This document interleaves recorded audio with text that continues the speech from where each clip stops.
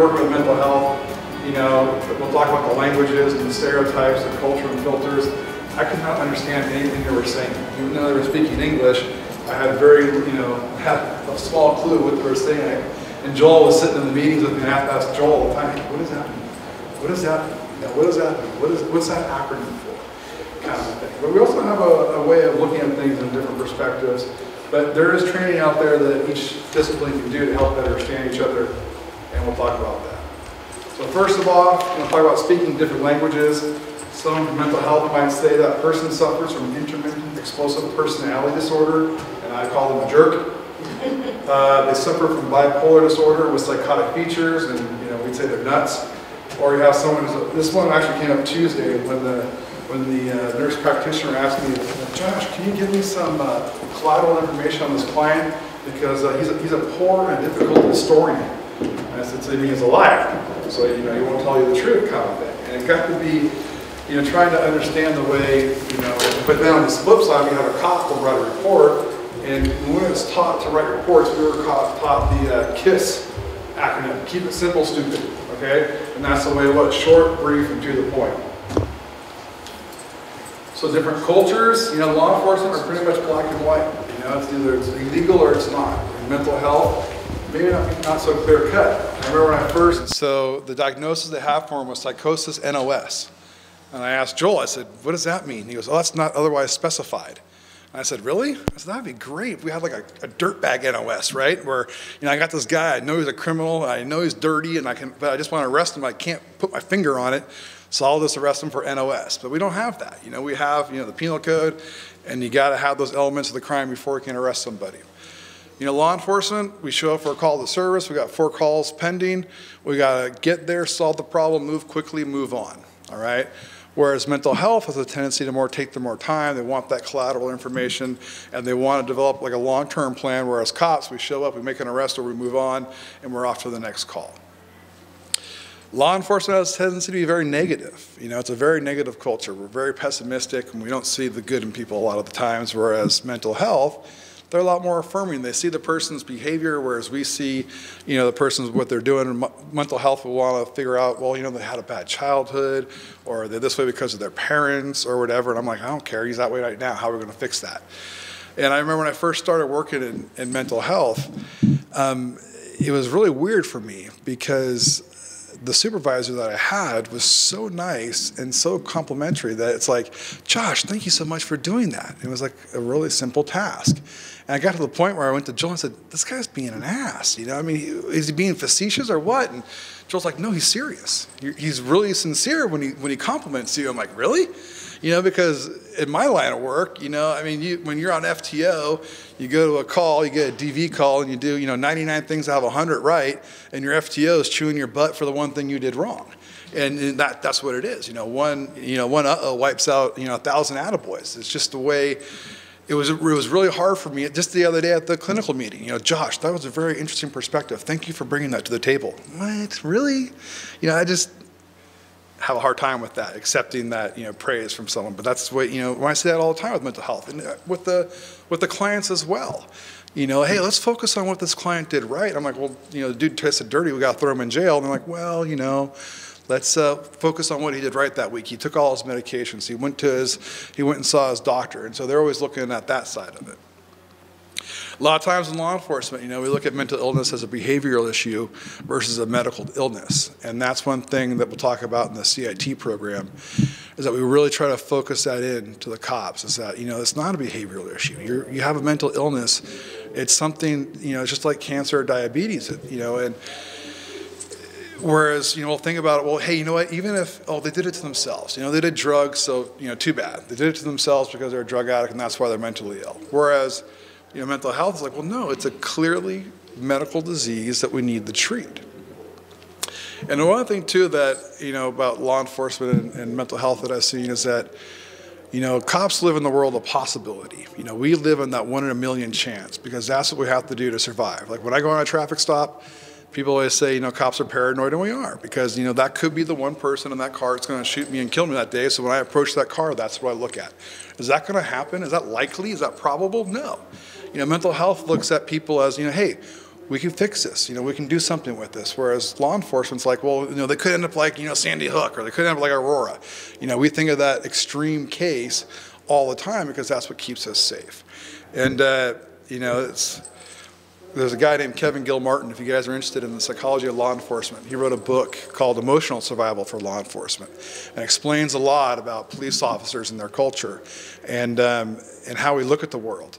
And, the perfect example I give for this is I have slept with a gun on my nightstand for the past 20 years. I have kids, but I have it in it's a little mini gun vault. It's an individual gun safe where it's got a key code on top of it where your hand fits on top of it. And my wife, for the last 20 years, have given me grief. Why do you need a gun on your nightstand? You're paranoid. Why do you need a gun there? Why? Well, last November at 4:30 in the morning, someone broke into our car, grabbed the garage door opener, and I heard my garage door open up at 4:30 in the morning, and my son sleeps right next to the door that's next to the garage, that goes out to the garage. So I grabbed my gun, I went downstairs, and the guy ran off. Well, my wife now says, I understand why you sleep with a gun on your nightstand. Well, it took 20 years for that to happen, but I'm living in that world that it's possible for that to happen, and I'm prepared for that. Whereas, someone else might say, well, that's not going to happen to me. So stereotypes, I say mental health, I think, hippies. A lot of times, they say, cops, you think of us as those thugs that are beating people up.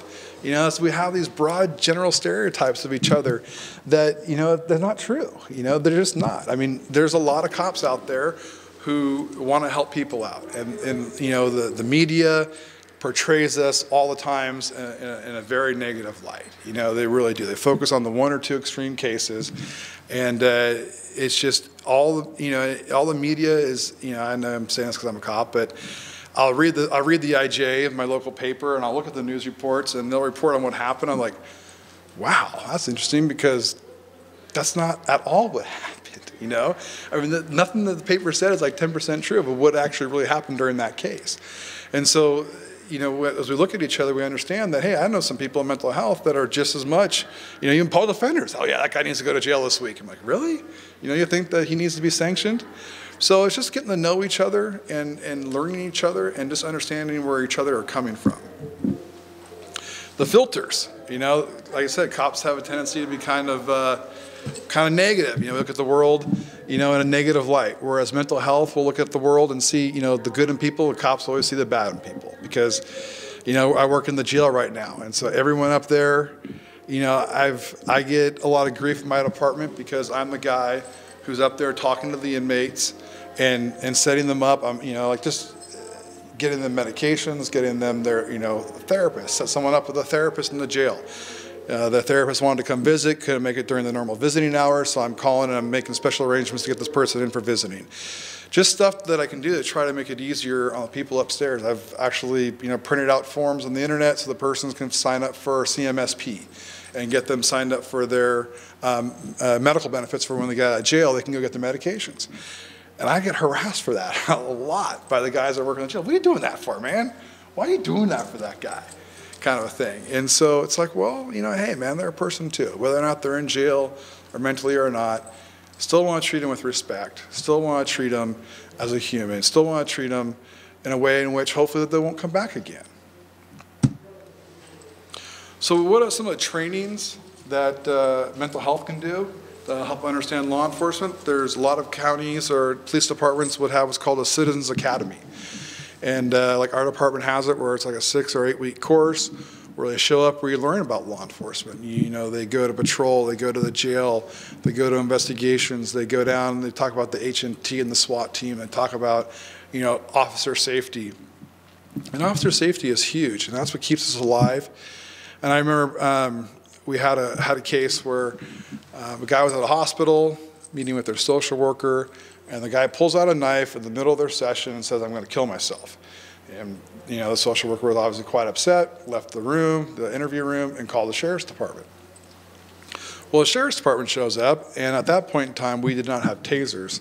So all we had was less lethal shotguns. So here is a deputy walking through, your community mental hospital with a 12-gauge shotgun going to the room where this guy was at. And a lot of people in mental health were like, oh my God, the guy's got a bazooka. Why do you have such a huge gun? We didn't explain to mental health, hey, this is not your normal 12-gauge shotgun. It's a beanbag gun. It's less lethal. It's something that we can use to incapacitate them versus killing them. But without mental health knowing that, it's hard for them to understand. And so I actually ended up doing a training for mental health on the different options of force for law enforcement and what we do have on the tasers and on the less lethal shotguns and gun retention and things like that. And I met the director for mental health in the cafeteria at the hospital. And so we're having a conversation about officer safety. And I asked her, I said, do you realize where I'm sitting? And she goes, well, yeah, we're sitting at a table talking about this. I said, yeah, but do you realize that I'm sitting in the corner over here where I got nothing but each wall behind me. I can see both entrances and exits to the cafeteria. I can see the cash register of the cafeteria. I can tell you that doctor and that nurse right now are having an argument, and if it gets something to be physical, or he stands up or she stands up or whatnot, I may have to intervene. And the whole time, and I'm watching the cash register, I'm thinking, hey, some guy can come in and rob this place. And the whole time I'm talking to you about officer safety and cops. And she's like, you're really thinking that right now as we're having this conversation? And I said, yes, I am. Because if something were to happen, everyone would look at me and expect me to do something because I'm in uniform. And she just didn't, that didn't actually cross her mind that would be going through my head. There's also a thing called FATS, which we call the use of force. It's Firearms Training Simulator. And I just went to a CIT conference down in San Mateo, the annual crisis intervention team training down there. And they had one of these things out in the parking lot so people can go through.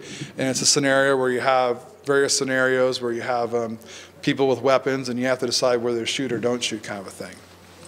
And doing ride-alongs. Mental health can call local law enforcement and ask to do a ride-along on patrol to see what it's like going out there on the streets, or go to the jail, go to court. What is and is not a crime. A lot of times I'll get people at mental health wanting to call me up and say, arrest them for harassment. Well, harassment's not in the penal code. There's different things that are in the penal code, but harassment's not one of them. We have to have something specific. And then also when an arrest is possible. A lot of times they want me just to arrest somebody because they did a vandalism or a simple battery. Especially like in the psych unit, someone broke a TV one time and they said, well, Josh, arrest them. I said, well, I can't. Well, what do you mean you can't? They broke the television. I said, well, it's a misdemeanor, not committed in my presence, and I can't arrest anybody for a misdemeanor that's not committed in my presence. You can place them under citizen's arrest, but I can't do it. That's not the law. I can't. And so I think educating mental health, but also law enforcement can be educated about PES. Go do a sit-along in PES and understand how difficult it is to triage somebody and then try to place them into the hospital if they meet criteria for a 5150 hold. I mean, I've been down there and I've had guys that I brought on a hold or working with a STAR team, and they've called 7 hospitals in the Bay Area, and every one of those hospitals refuses to take that client because, he's a felon, he's been to Pelican Bay, and he's a violent parolee, and nobody wants him. And he doesn't have insurance, so they refuse him. And also, educating law enforcement about the various, between the differences between mental illness, developmental disabilities, and medical issues. A lot of cops don't understand, hey, you know what, they're acting mentally ill to me, so I'm just going to throw them on a hold and take them to PES. Why didn't they do anything about it? Well, the person's autistic, okay? That's not going to hold up on a 5150. He needs to go to the regional center. Or the person's got dementia, so it's got to go the route of medical. Well, law enforcement, we don't understand. We see mental disorder on a 5150. Well, they're all the same, aren't they? Medications. And I've learned a lot over the last 10 years about medications and what they can and can't do. We have this, I know a lot of times cops will think of social workers as having some magic pill in some magic place that they can take somebody and fix them. But medications a lot of times they don't work. Or if they do work, the person has severe side effects and what those side effects would be to that person, and trying to understand why a client may not want to take meds. I got guys that ask me all the time, why won't he just take his medications? Well, because it makes him impotent, and the guy gained 50 pounds on it. So he doesn't like the way his meds make him feel. Also about LPS, a lot of cops don't understand how the LPS system works. You know, from 5150 to 5250 to 5352 and all the way down the line to conservatorship.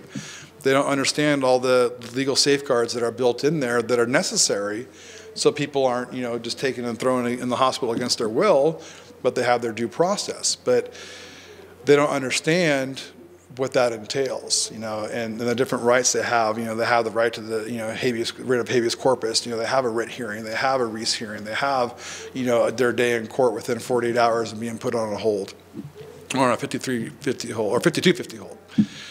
Conservatorships, you know, they have this myth that, hey, the person's conserved, okay, they're going to be in a hospital for the rest of their life. No, you know, they're not. They can be in the community and still be on a conservatorship. And trying to educate my cops to work with the public guardian's office on how they can work together on people who are conserved. You know, the W&I code says that law enforcement can provide transportation at the request of the public guardian's office if a person's, you know, at the home and they're not following their treatment plan. We don't need a 5150 hold. We can take them to the hospital at the request of the public guardian's office or the conservator. And a lot of times, you know, law enforcement will refuse that and say, I'm not doing that.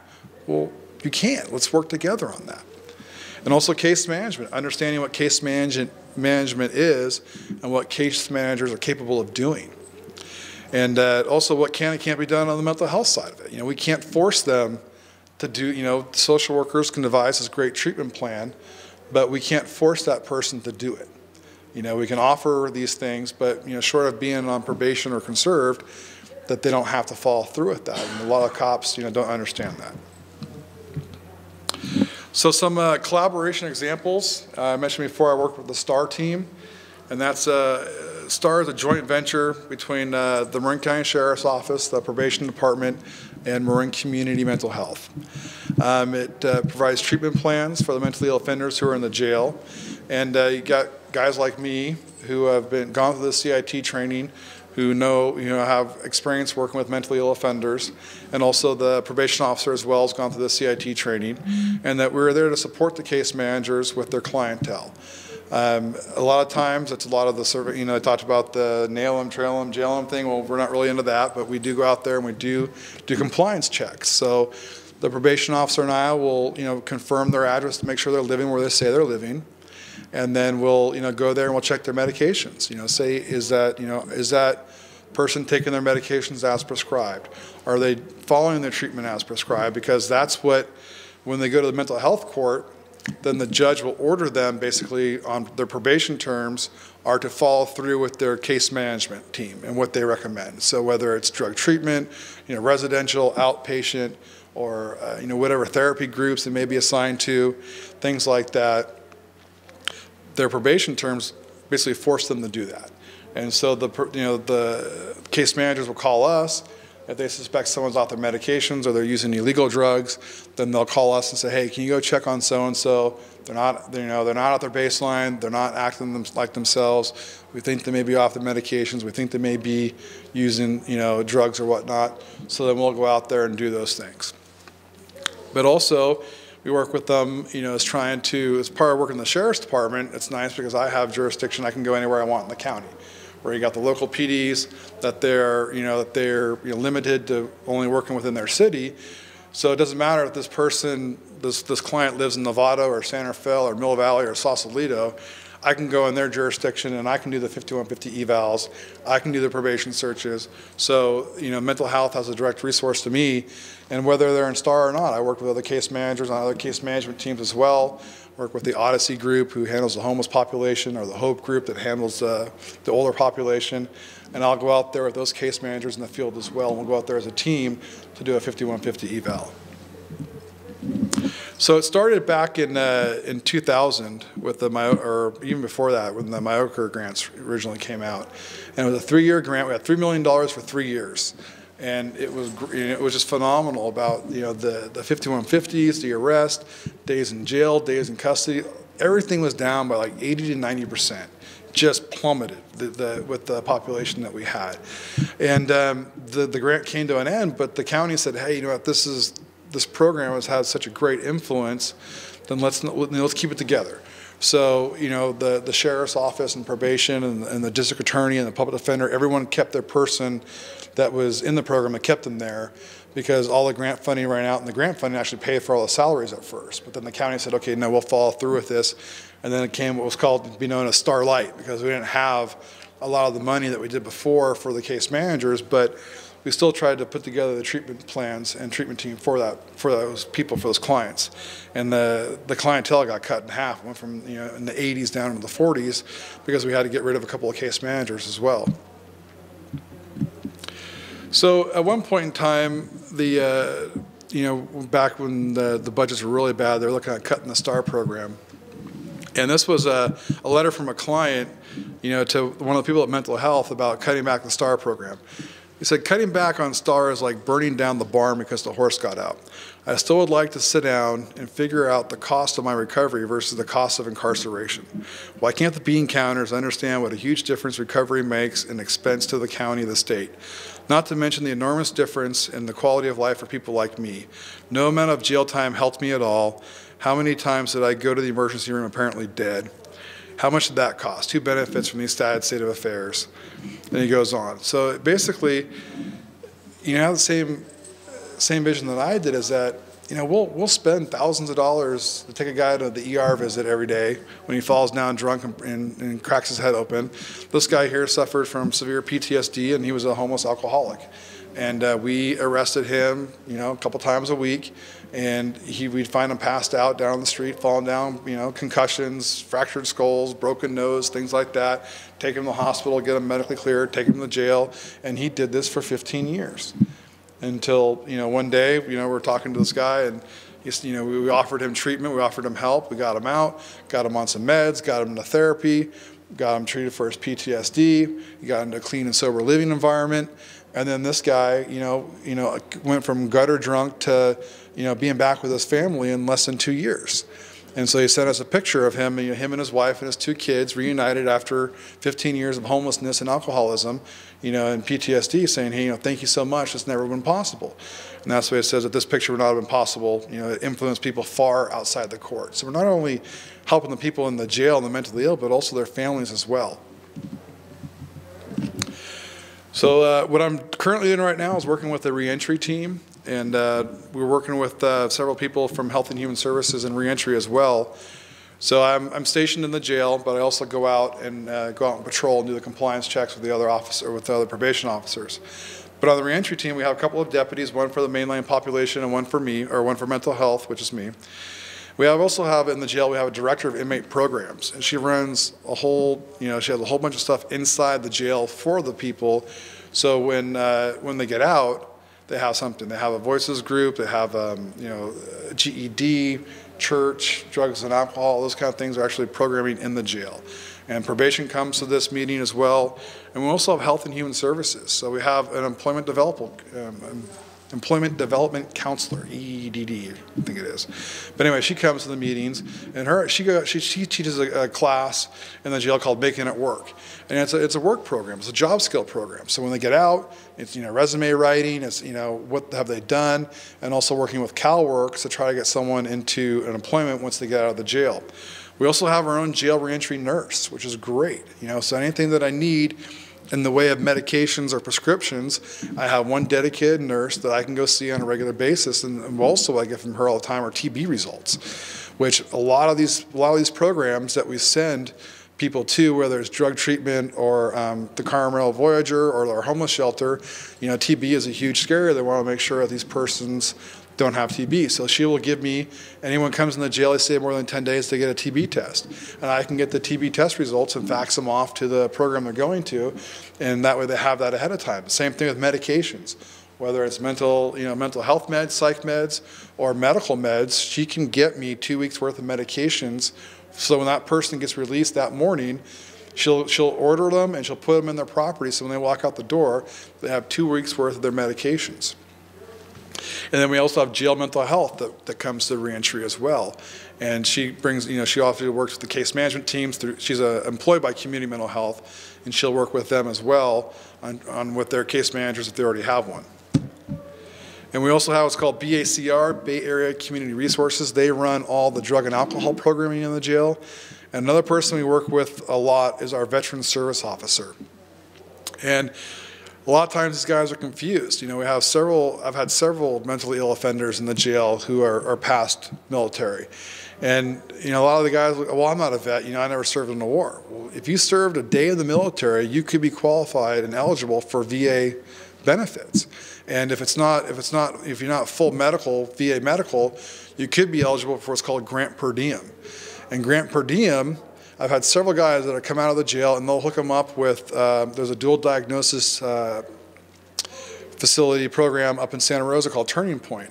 The VA will pay for that person to go to that program, will pay for their meds, and will have a VA social worker come to the jail, pick that person up and drive them to the program. And so reaching out to the VA has been huge for us. And we also work with a local homeless outreach shelter, the Ritter House, and as well we have a chaplain too.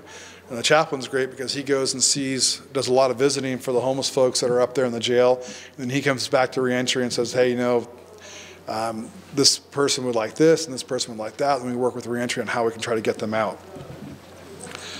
Some of the things that we do, treatment therapy and recovery coaching. We have 2 recovery coaches from our probation department that come in and work with the people who are in the jail. Mental health case management, we will try to refer them to case management upon the release. So I'll call down to community mental health and get an appointment for the day that they're released so they can go down and see somebody. We assist with benefits, GA, food stamps, SSI. There's a program in Marin called the RISE program, which run through Ritter House. It helps the people who are in jail, if their SSI has been cut off, we can get them back down to there and help them get that reinstated. Transportation, you know, we will drive people to and from places. We'll take them to the mental health. We'll take them to the drug treatment facility. Education, family, getting them back with their families. We have a guy right now in jail who lives his mom's in Florida, and they've reunited. He wants to move to Florida, so we're looking into buying this guy a plane ticket and flying him to Florida so he can be back with his mom. And then housing is always the biggest thing. You know, trying to work with housing, trying to work with our local homeless shelter. We have a place, thing called Homeward Bound in Marin, where they will work. We have a mental health facility through Homeward Bound. We'll try to get them into there, or we try to get them into the regular shelter. We have a direct line with the shelter. We can get a 5-day referral for people coming out of the jail and into the shelter. I'll see. We talked about most of this stuff. The other thing I work on a lot is taking people out of the jail on a 5150 hold. And so I'll try to work with mental health on that as well, getting them out of the jail. If someone's truly psychotic and is really bad off, who would be much better suited in a mental health facility, then I'll work on that as well, trying to help mental health with that. Give them a ride down to the PES if they get released. I've gone to the court and asked for someone to get released on OR, so I can actually get that person myself, get them out of jail, and then take them down to PES for an eval.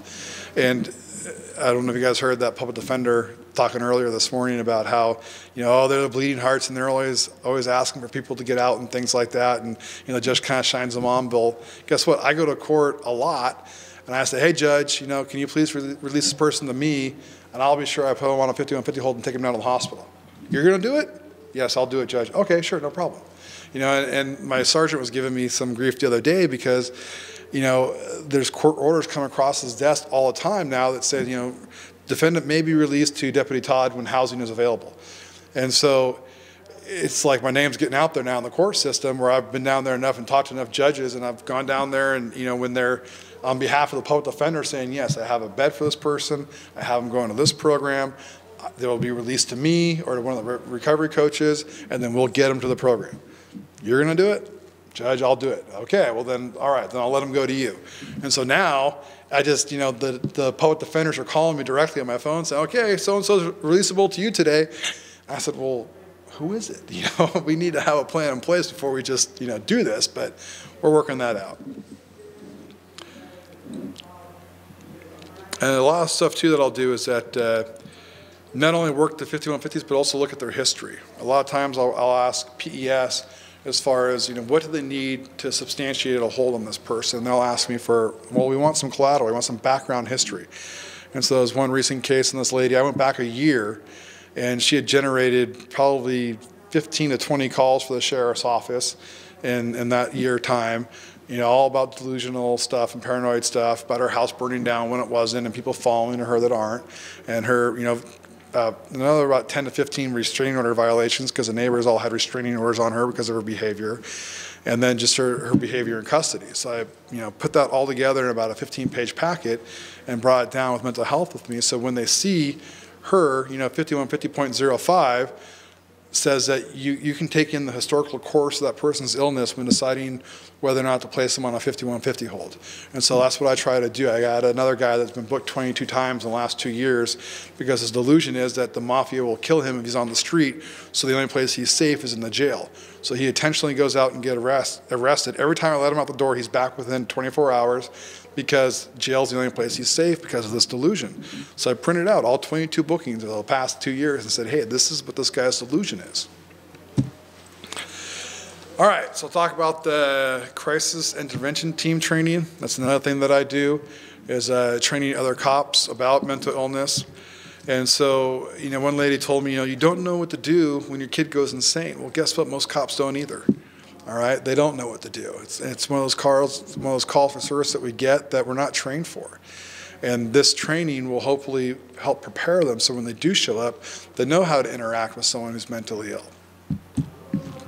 So it's a 24 to 40-hour course that's approved by POST, which is the Peace Officer Standard and Training, and it's what governs basically the training for law enforcement. And then, the main goal that we talk about in CIT training is to focus on solving the problem and not just putting someone on a hold, not just arresting them. That could be part of it, but the thing is, well, what's next? Yes, you arrested them and threw them in jail for a day, but that person's going to be back the next day. So what kind of long-term planning can we do to help that person versus just arresting them or putting them on a hold day in and day out? So what does it cover? The first day is basically all about mental illness and medications. They talk about the various types of mental illness, and they talk about the medications that can treat that. We also talk a lot about resources, about what's available in Marin County for people who are mentally ill, and we actually do field trips. Instead of talking to them about Ritter House or St. Vincent's or the ERC, Enterprise Resource Center, we take the cops and we put them in a car and we drive them over there. And we introduce them to the manager or to whoever's running the place. And we say, hey, cops, this is so-and-so, so-and-so, these are the cops, and then we get a dialogue going. So the hope is that when they're back on patrol, they'll remember these people, remember the resources that are there, get cards from people who are running the place and say, hey, I got this guy, can you help him out? Versus just, arresting them and throwing them in jail or taking them to the hold. What else is available? Talk about officer safety. We talk about, how we can help, de-escalate people who are in crisis. What can we do? And one big thing right now that just came out within the last year or so is Glenn versus Washington County. It's a Ninth Circuit Appellate Court case that just came down, which actually dictates in the case law on how law enforcement must treat people with mental illness during that kind of situation. And it's the first case law that I'm ever aware of in which the court said, cops, you got to do these 4 things. And one of it, slow it down, don't exacerbate the situation, calm down. And it's like, well, wait a minute, they're telling us that the court made a distinct difference between cops working with someone or on a call with someone who's mentally ill versus cops dealing with someone who's a violent felon. It said you must treat them differently, and which is good, but they talked a lot about not creating your own exigency, which is a lot of case law out there is based on that, where if cops create the exigency in which they use lethal force, then the cops are responsible, not the person. And it has a lot to do with people who are suicidal. People who are suicidal in their house and they got a knife and they're going to threaten to stab themselves, kind of thing. So what do cops do? Well, we're going to save them from killing themselves, so we're going to boot down the door and go in there and grab them. Well, then the person comes after with a knife and then you shoot them and kill them. And it's like, well, I was trying to save them from killing themselves and I ended up killing them. Well, guess what? Cops have been sued for that and the cops have lost every time because the court has said it's unreasonable to use deadly force to prevent somebody from killing themselves. Whereas, cops and law enforcement now more and more are walking away from those types of situations where hey, if you want to kill yourself, we'll talk to you, we'll try negotiating with you, but bottom line is that if you're not a danger to anybody else, you haven't committed any other crime, it's not against the law to kill yourself. We'll do our best to talk you out of it, but if not, then we're going to walk away and we're going to leave. And we're not going to force the situation anymore. So we talk about tactics, about approaching the mentally ill, and we also talk about 5150 holds and how cops can write better 5150 holds. I've been around for 20 years, and I don't know how familiar you all are with the 5150 form, but it's like basically 3 lines to say, why you were dispatched to the call, and about another 5 or 6 lines on why you put them on a hold. And, I got dispatched to a crazy person. Dude was crazy, so I put him on a hold and brought him the PES, and that's the hold. Well, no, we talk about law enforcement, about what they can do, take pictures, get statements from family members, get history from the family members. A lot of times I go out to these boarding care facilities or to these homes that house the mentally ill, and I'll ask the caseworker there, hey, write me out a statement as to why you think this person should be placed on a 5150 hold. Get that information. We get frustrated when we take them the PES and they walk out the back door in 10 minutes and wondering, hey, why didn't they hold them? Well, they didn't hold them because we didn't give them any information to hold them. We didn't give them enough. And we did talk about LPS and conservatorships, and we talk about developmental disabilities and medical issues, as well as community mental health in the overview. So why CIT? One cop told me, I take more people to Unit B PES than I do to jail on a weekly basis. Working Kentfield in Marin County, that's reality. We're dealing more, he's taking more people to the hospital than he is to jail. And it's probably, people will take their guesses. I'd say 25% at least of the calls for service we have something to do with some type of mental illness. Whether it's a welfare check or a 5150 call or someone who's been victimized or whatnot, or someone who's drunk or whatever, a lot of it will have to do with mental illness. In the Basic Police Academy, this is the stuff that we have to cover for the police academy, okay? So this is the training that post mandates for cops to get. You have to have training on disability laws. You have to have training on developmental disabilities. You have to have training on physical disabilities, and you have to have training on mental illness, okay? And every one of those sections covers the overview, the types, and our interactions with them. So the police academy at Santa Rosa JC, at my local academy, is 800 hours, okay? So the state mandates you have 800 hours to be a cop. So those 800 hours, how many hours do you think are devoted to the mental illness, the physical illness, or medical illnesses and developmental disabilities? 1? Are you saying 1? Well, it's a little bit more than that, but I like your style. 3? Wow, you guys are great. No, we get 6 whole hours, okay? So here you got a guy, you got a cop like me. I went to college, and I go to a police academy. I do 800 hours of training, a police academy training, and I got 6 hours to cover all those things about medical, mental, developmental disabilities, all those things. And then you throw me out to the street, and I've never encountered anyone with a mental illness in my entire life, and I'm 23 years old, and I'm supposed to fix it, with hardly any training. And so that's why we're hoping to get CIT incorporated in the Basic Academy, to where get more information out there to the cops about mental illness and about what can be done. I know NAMI is a big pushing the CIT training a lot, because it's you look back at the Memphis model, where it started back with Uncle Sam back in Memphis, Tennessee. Basically, Memphis, Tennessee got sued repeatedly because they shot several mentally ill offenders. And within a year, and part of their court settlement was to develop a training program on how for the officers to work with people who are mentally ill, and that's where CIT was born. And they did study after study which showed that not only did it reduce the injuries to the mentally ill, but also reduced the injuries to the officers themselves. They had less officers getting hurt on duty, as well as them not hurting the mentally ill as well. Yes, ma'am.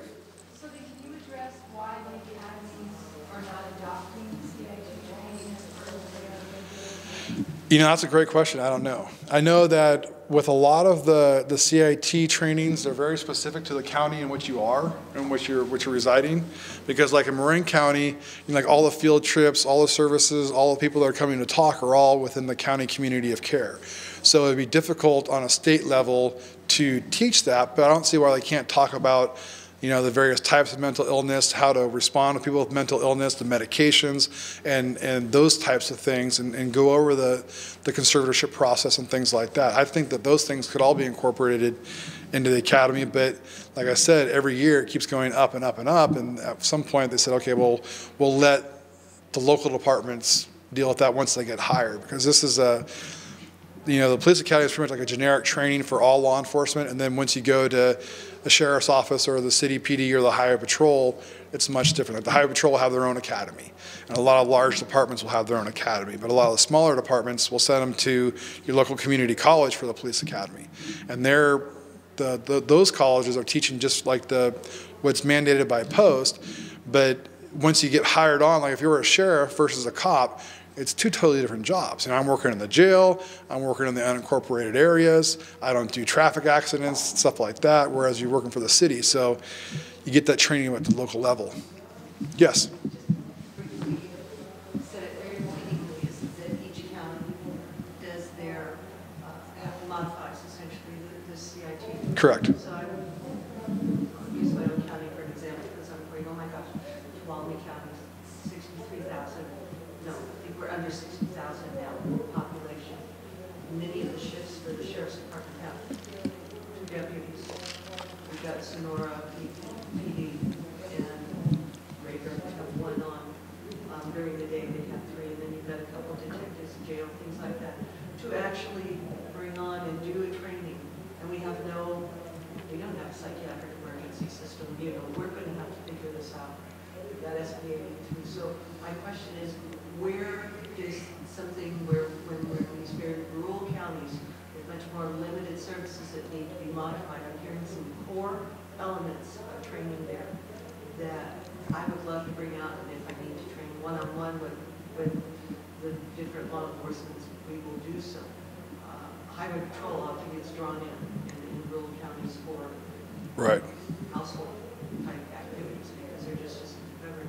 So where do we get some of what you're talking about in order? Is there maybe I'm just jumping away ahead. No, please. I should have mentioned before, any questions, please interrupt me. I'm happy to. That says, okay, here's the core elements, and I've got a manual or a book that has some sort of standardization on that core training. And then we add in and say, okay, so in our county, here's how we're going to manage our resource elements in order to address these issues and to support each other. Right. Actually, we did a training for Modoc County. They're real similar, where they're really Modoc County, and it's a real small rural county. And basically, the sheriff and the mental health got together and said, "Hey, we want this CIT training for our department, and for our people." They did half the department on one training, did the other half on another training. It was 3 days. We went up there and got together with their community mental health director, and Joel and I went up there and did pretty much all 3 days. We had a psychiatrist come up and do 1 day, and then Joel and I came up and did the other 2 days. We talked to them, find out what was available in their community, in their county, how they do things up there, which is if they want to put someone on a hold, I mean, they're driving like 4 or 5 hours to Reno or to Sacramento to find a hospital for somebody. You know, so we had to figure out, okay, how can we help them with that?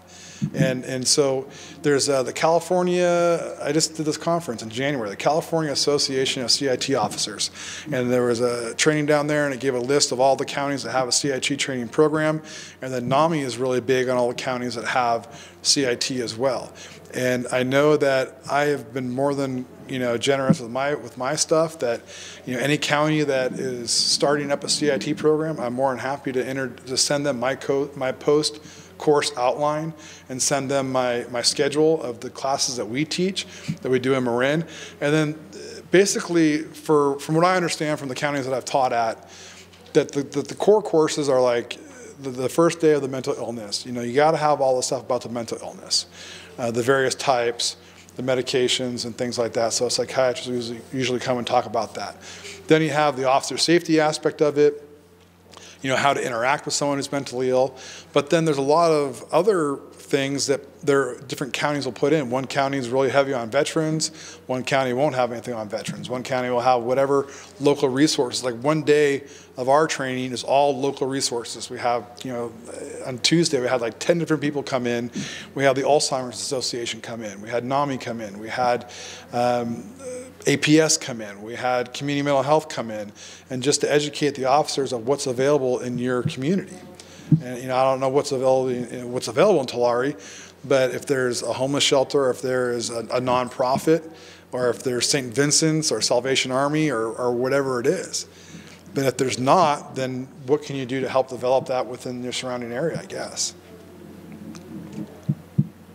But I know CHP, they have sent, they're probably one of the biggest supporters of CIT in Marin County. They have sent at least 4 to 6 people every year, or every time CIT comes around. CHP is sending several people to it every time. And that might just be a captain in Marin because, we have the Golden Gate Bridge. And so we have a lot of the CHP officers that work the bridge that, the CHP started manning the Golden Gate Bridge after 9/11. They're expecting to find Osama bin Laden was going to blow up the Golden Gate Bridge. So they put a bunch of cops on it. And basically what the cops started finding out was that they're picking out the people who are jumping off the bridge, and they became negotiators, and they were talking to everyone who wanted to jump.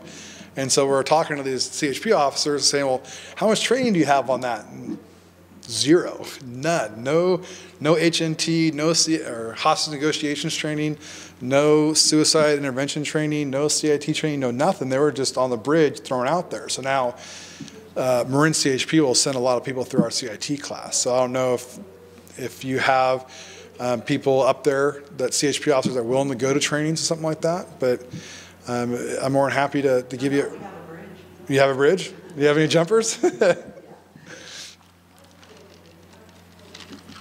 All right. So again, if you have any questions, please, ask away. The other thing that we have is what's called FMDT, or the Forensic Multidisciplinary Team. I know it was covered. One of the judges talked about that earlier. Well, how it started in Marin with my good buddy Joel. He was, in 1999, he was assigned the footbeat of downtown Santa Fe. And the mayor and the chief said, Joel, you know what? There's too many homeless, drunk, drug addicts down there in downtown Santa Fe. They're ruining our business. We want you to fix it. And so he started the Forensic Multidisciplinary Team, which basically got together with mental health, law enforcement, and the other community organizations in Marin to help get treatment plans together for the mentally ill and for the people who are downtown and homeless. How it got sold. That's what I get questions all the time. Is how do you get buy-in for a program like this? How do you get people to want to do this? And at first we paid them. We had the Myoka grants. They actually would pay the law enforcement agencies to cover their overtime, because that was the biggest problem that we had. Was that the cops were saying, hey, the chiefs of police said, it sounds like a great idea, but I'm running short on patrol. I have no money to cover the overtime, so we can't send anybody to this meeting. Well, they gave each chief a check for $5,000 and said, hey, we'll cover your overtime. And once we got that in, and once we started getting the cops there to the meetings, they started figuring out, hey, this could be worth our while. We could actually get something done with some of our problem people. And, I look at it, like Joel and I, coming from different perspectives, there's a feel-good aspect of it where, yes, we're helping these people and providing them services and getting them off the street, but there's also, the way I look at it is the financial aspect of it, of the money that we're saving. How do you, people say, well, how much money are you saving? I'm like, I don't know, because how do you quantify the calls for service that didn't happen because that person that was, 3, 4, 5 calls a week, you got on him, you're not seeing him anymore. The cops aren't fighting Woody anymore. They're not getting hurt. They're not going out on injuries. Those kinds of things. So you can't put a dollar amount on that, but I can tell you that, I got in a fight in a guy with a jail and hurt my back. And well, now he's in a state hospital getting treatment. Well, we're not going to get hurt by that guy anymore. And so when the cops show up to these meetings, they figure out, hey, they bring their problem people. You devote one person to this team, but yet you get the services and the help of like 20 to 25 other people throughout the county and nonprofits that are in turn able to help you. So you get, the way it works, you get someone in Novato. We have a Novato cop who's on the FMDT team. And so mental health needs help with someone up in Novato. They call Nick, and Nick works with mental health. But then if Nick has someone who's a problem in Novato that needs mental health treatment, well, then we can call mental health. They want them, we can call the public guardian's office, and we can talk to Homeward Bound about housing, and talk to, the SLEs that are around about treatment and programming, those kinds of things. So why FMDT? Well, we realized that releasing mentally ill offenders to the street with no plan or support would guarantee recidivism. If you let a guy out the door at 7:30 in the morning with nothing, he's going to come back. And we found that there was no one to coordinate the services between the nonprofits and the county. So we have all these nonprofit people out there that are willing to help us. We have Salvation Army, we have St. Vincent's, we have Ritter House, we have Homeward Bound, we have the Family Service Agency, but no one from the county or no one from law enforcement was reaching out to them. So this is a venue to bring those people together and to say, okay, well, we have this person. What do they need? Who in the room, all these people can help you? What kind of treatment, what kind of aspect can we do for them?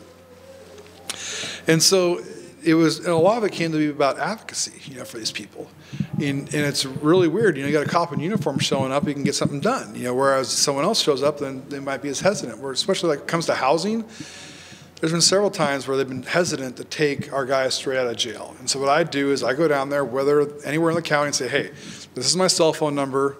You have a problem, you call me directly, and I'll deal with it. Don't call your local law enforcement, things like that. Allison down at the Voyager is really good with that, so I'll work directly with her. Or work directly with Jerry down at Mill Street, or Stacy up at New Beginnings, and I'll say, hey, if you have an issue with one of our guys, call me. Okay, I'll help you, and I'll come up there, I'll deal with it. And so they have that kind of support from us and from probation. Like the public defender said, that a lot of it comes down to that is trying to get services for the mentally ill population and just trying to get through and get them the help that they need. So it was a shift for all involved. It really was a shift for me, from looking at the angle that I had and then understanding the differences in how things can work. So kind of out with the old, and in with the new. Now it's more about helping and guiding and assisting than it is about, hats and bats. So we kind of developed a new approach. The community policing authorized us this non-traditional partnership, law enforcement working with mental health, law enforcement working with the nonprofits. We just, our DSA, gave $500 to the Ritter House to go down there and pass out frozen turkeys, So we want to get out there and get into the community and have people realize that we're not just a bunch of thugs that want to beat people up, that we do want to be those peace officers, we do want to be part of the community, and we do want to help be part of the solution, not the problem. And a lot of it has to do with planning. We'll have plans, long-term plans for people in FMDT where it's like, okay, we know that we're going to run into Bill again. And when we do, what's going to be the plan? Where do we want him to go? What do we want to do? How are we going to get this done? So this is just a list of all the people that are on FMDT. We have the district attorney, public defender, and probation. So we have the law enforcement side of it. We have mental health. We have the law enforcement. We have the CIT officers that have been trained in the various counties, and they're part of this team.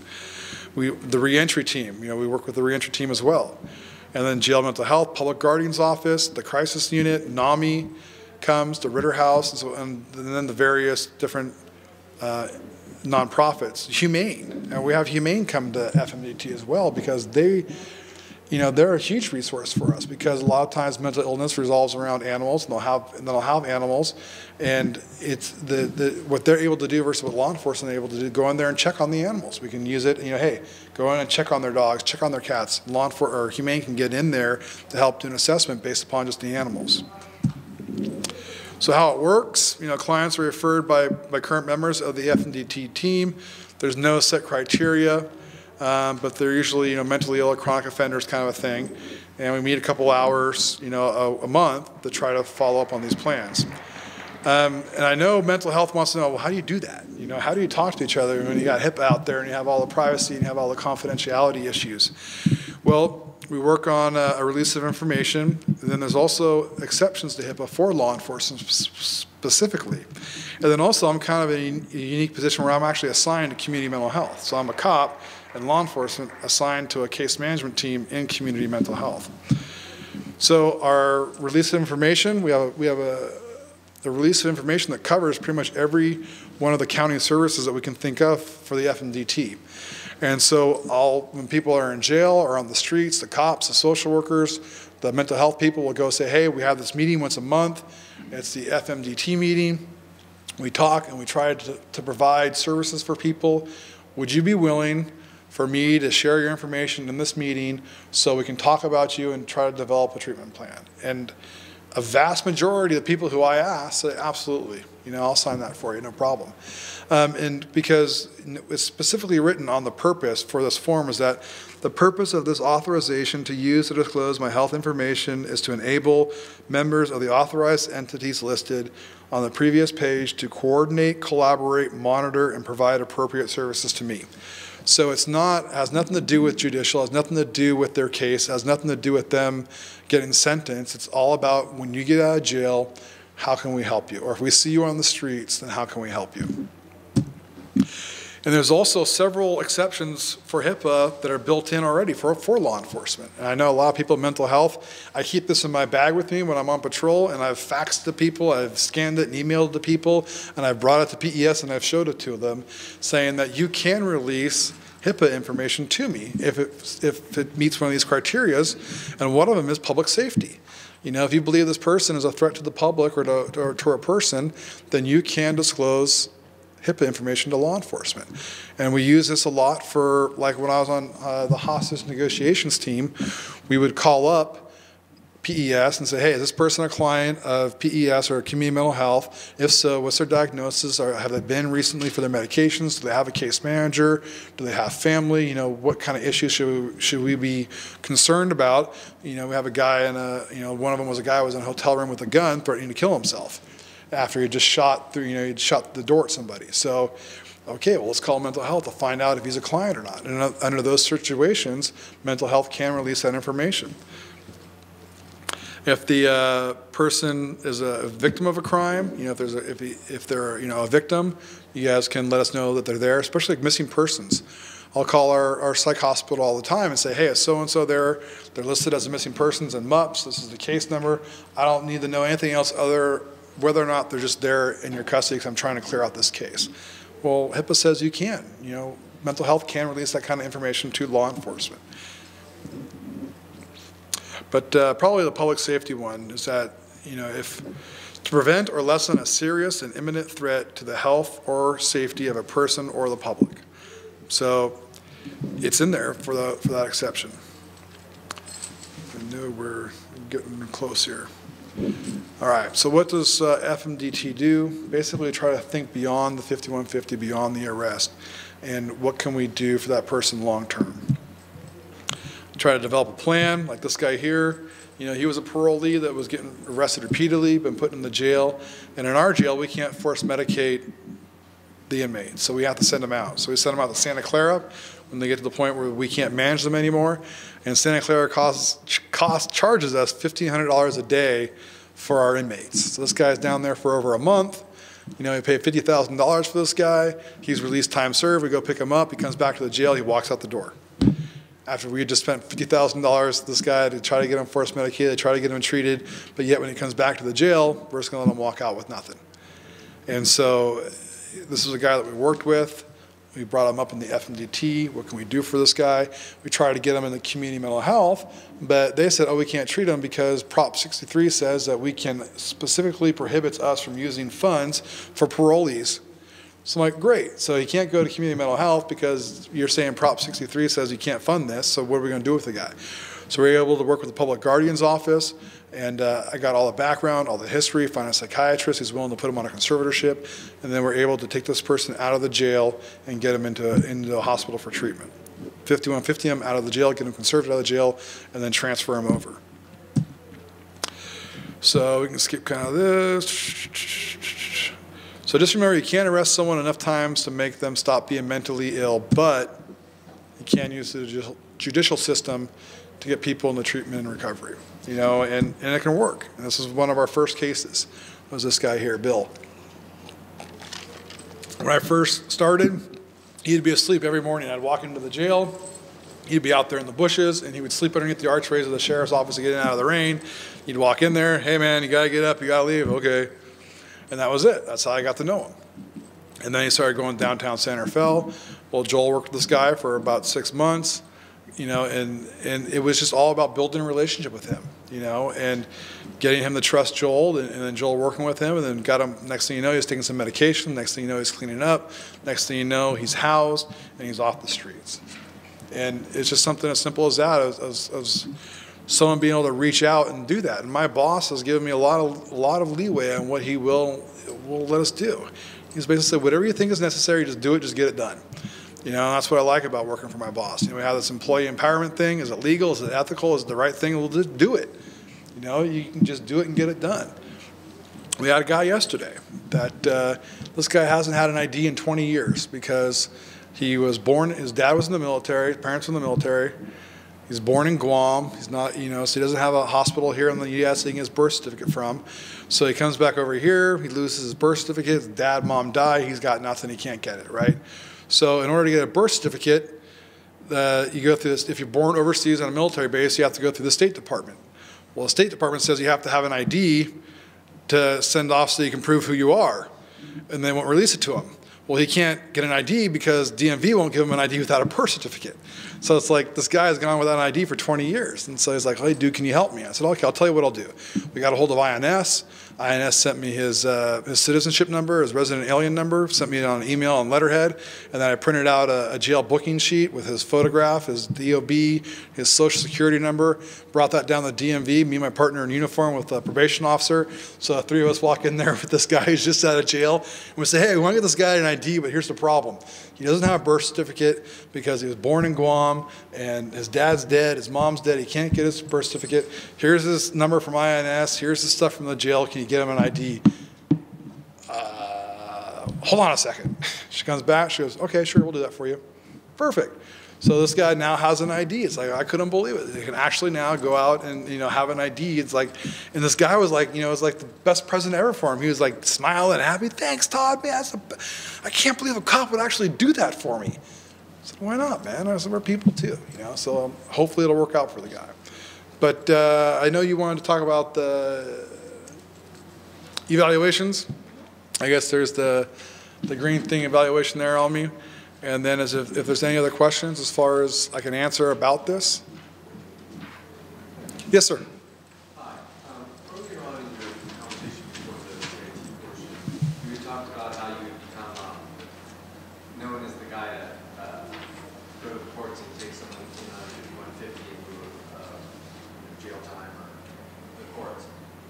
Whatever, did you ever have the experience where you did that and then you took the person to the facility, to the PBS, and they released him within an hour saying, oh, no, he's not meeting criteria, and then gotten in trouble with the courts?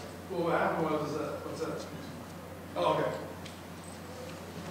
On those situations that I did that, I know the director of PES, so I called him ahead of time and said, hey, this is what I got, this is who I'm bringing, this is the criteria that's set forth. If I bring him down, will you keep him? Yes, I give you, Todd, we'll keep him, and we'll do our best to get him in a hospital. All right. So I'm not going to go and talk to the judge and without knowing for sure that I can call Chris and say, hey, Chris, will you guys keep this guy?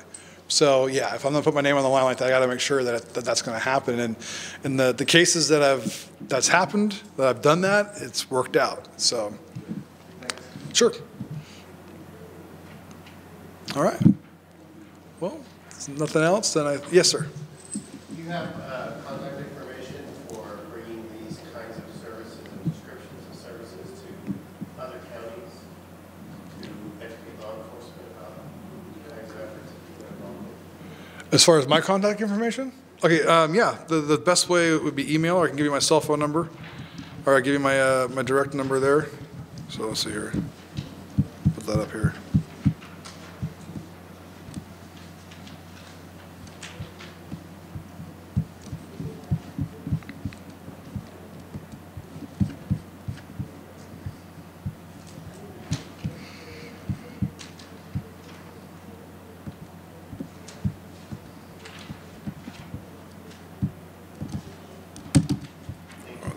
Sure. There it goes.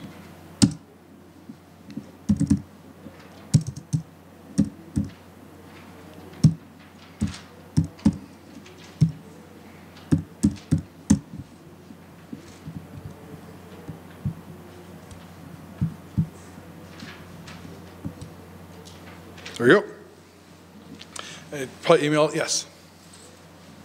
So there's a certain culture within each of our different organizations. This is there. But there's also some cultural differences between different law enforcement types of organizations. And then you layer onto that the very rural county culture as versus more urban culture. Is there any particular areas that you find more challenging than others? I think about our sheriff and kind of his, the leadership of an organization is always key Right. to the effectiveness of any program. Right. So challenging old school, sheriffs that are elected into maybe more rural conservative communities. Any differences that you found? You talked about being a MODOC, ourselves from Tuolumne are probably very similar in that environment. Any suggestions, ideas that you might have that see a couple of the rural counties and northern counties that you might find different in the approach to selling that to? I would try to find someone within the department that would be someone to talk to that would be willing to go to the sheriff about it and try to explain to them what a good idea it is. I'd start with maybe if they have an HNT, hostage negotiations team, if they have a peer support team, someone that may be already geared towards that. And those would be your specialty assignments within the department that may have someone on there that might think more along those lines. So maybe try to find someone within the department, or if you have someone that comes to the PES all the time that's interested in it, or an officer or a deputy that has shown some interest in this type of thing before, working with you, working with mental health, getting an interest in mental health, and trying to work, starting off with someone on lower down on the food chain and work it up kind of a thing. That might be an option. Or to be able to work with NAMI, I know is huge on that as far as trying to show them the benefits of that. All I got to do is Google, CIT model in Memphis, and it'll come out with I don't have the exact numbers, but they do have their study results as the officers getting less injured. Lawsuits, lawsuits going down. That's big. You want to talk to a politician, say, well, this will save you lawsuits. It'll save your guys from hurting people and getting sued. And so you can maybe try to work that angle as well and try to present it how it's beneficial to law enforcement.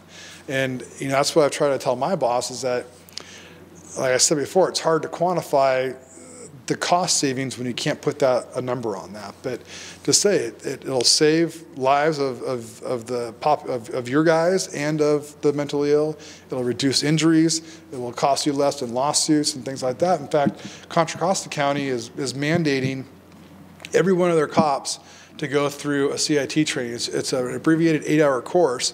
And it was brought on by their risk management, saying that it would be cheaper for us to train every cop and to pay all the overtime and to be able to say if we ever got sued, hey, these guys were all trained, they've had this training kind of thing, versus not having the training and getting sued for not being trained. And so they've actually taken the preemptive step to say, hey, I'm going to train all my guys into it just so I could try to avoid that lawsuit down the line. Yes, sir. With your training, is it typically set up for a control environment, or would this be applicable to correction setting as well? Funny you should mention that. We were just, you guys see that CIT International flyer going around. It's coming to Monterey. Me and my partner just put in a bid for that on a CIT in a correctional setting and how it can work. And so I think that it'd be great for corrections. We have several deputies because we split out the patrol and corrections that come in and go to the CIT training, because you're learning about the resources that are available, but you're also learning about how to deal with the people in the jail. Because our special housing unit, We have guys that are locked down, they get their hour out every other day because we're so full with level 3 mental health people that they can't mix. And so you get a guy, in custody setting one-on-one with someone who's, psychotic and unmedicated. So we're trying to teach them, hey, these are some things you can do and how to interact with people who are mentally ill. So a lot of it is set up for, a lot of it is patrol, but also it definitely applies to corrections as well. And that one course that we're doing is going to hopefully be, if we get accepted, it'll be all about using the CIT model for a correction setting. We'll talk about reentry and FMDT and safety cell placements and suicide watch, camera cells, all those kind of stuff that goes along with mental health in the jail. Will that be STC certified thing? I don't know, I hope, but that's up to the CIT. I guess Monterey County is hosting it, and so everything we're sending is going to Monterey County, and hopefully they could probably get that trained. Any idea timeline when? Well, that's the presentation that we put in for is October 13th to the 15th, so it's just going to be at that one conference. So it's not like something we're going to do throughout the state. But I have done an 8-hour training for my department that they've got certified, and all my post classes are all certified through post. But I don't know if we had if my boss did this separate for STC or not. But I know whenever I do the training, he has the blue form and the salmon form for STC. Something that's open on October to outside agencies? That's at the actual International CIT conference. Okay. So that's going to be open to anyone who wants to go to the conference. But it's probably going to be like a night. I asked if probably one you would take this conference that's not involved with mental health whatsoever. From Plumas County with the Sheriff's Office. Okay. I work corrections and trying to expand my knowledge on dealing with some of the mental health issues we're having. So I think this is absolutely phenomenal piece of information. Well, I'm more than happy to talk to you afterwards too about it. Give me a call, send me an email, and definitely talk to you about it. And we've had people from outside come to our CIT classes too as well. From outside the county. It's usually set up, like I said, for Marin, but we've had others come down and and visit the class. We talk about reentry, talk about realignment, all those things that I'm working with right now. We're more than happy to talk to you guys about that as well. Awesome, thank you. Sure. Anybody else? All right. Well, thank you very much. Appreciate your time.